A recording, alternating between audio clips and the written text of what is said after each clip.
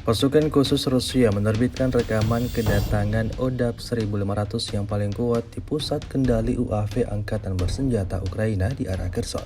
Rekamannya ramai beredar di media sosial Telegram pada Kamis 27 Juni 2024. Segala strategi dilakukan Angkatan Bersenjata Rusia untuk membuat pasukan Ukraina derita kerugian besar.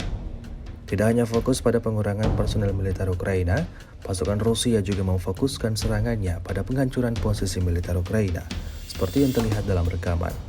Ledakan dahsyat disertai kepulan asap tebal membumbung tinggi di titik pertahanan Angkatan Bersenjata Ukraina.